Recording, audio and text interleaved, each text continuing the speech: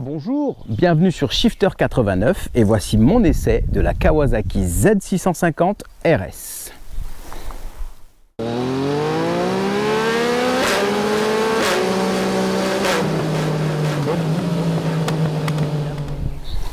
T'aimes les burgers, tu voudrais être un hipster, mais t'as pas de pépette et tu supportes pas les liquettes de bûcheron. T'es aussi doué en mécanique qu'un fast-food en nourriture saine. Si en plus tu n'as qu'un duvet et que t'auras jamais de barbe, j'ai peut-être la bécane qu'il te faut.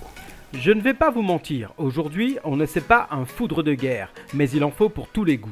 Pour ne pas que vous vous mépreniez sur la personnalité de cette petite machine, sachez dès le début qu'elle coûte moins de 8 700 €, qu'elle ne pèse que 187 kg tout plein fait et qu'elle fait 68 chevaux, ok?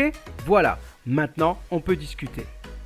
J'ai beaucoup aimé les années 80, je roule en katana, mais pour certains, ce sont les années 70 qui les fascinent, ou plutôt les machines des années 70 au look si particulier.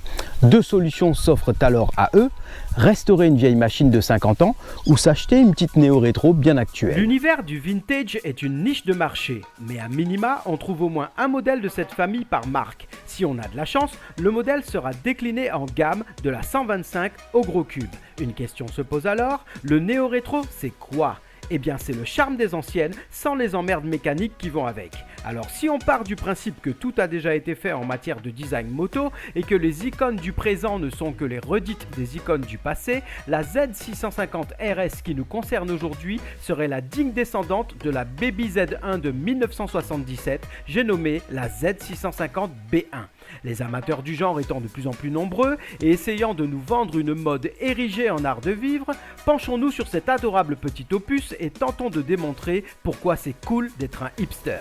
La moto représente une des dernières libertés en ce bas monde. La balade le nez au vent est une des plus belles expressions de cette liberté. Et pour cela, la Z650 RS est un formidable outil.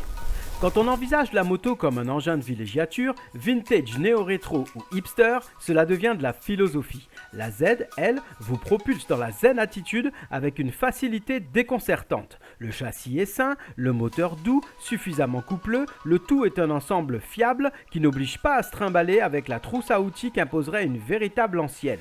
On flâne sur le réseau secondaire, aux allures légales, laissant son esprit libre de réfléchir aux ingrédients que l'on va utiliser dans son prochain burger. Après tout, la RS, c'est une Z650 habillée en ancienne.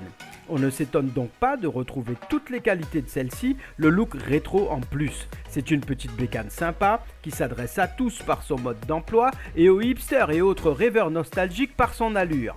Son tarif, sa puissance, son poids et sa facilité sont mis au service du plus grand nombre, y compris les permis à deux.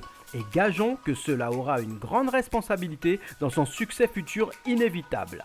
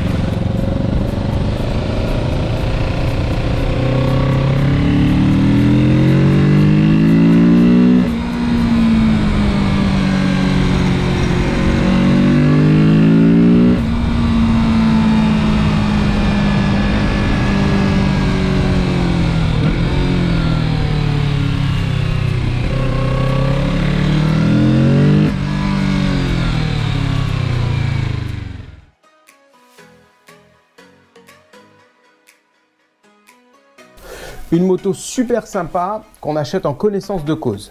Kawasaki rationalise les coûts en offrant un look différent à une base moteur éprouvée. Elle élargit son offre en comblant les niches de marché, sans prendre le risque de contrarier la tendance. Le seul danger serait de prendre cette petite ZRS pour ce qu'elle n'est pas et de lui demander ce qu'elle ne peut pas faire. Mais si on se l'offre en étant suffisamment aware, qu'elle régale pour les yeux et pour le portefeuille. Pour les sensations en revanche, à moins de miser sur sa grande sœur, la Z900 RS SE, celles qui domineront seront celles d'exister et d'être libre. Et de nos jours, ça n'a pas de prix. Ou plutôt si, 8 699 €. Peace.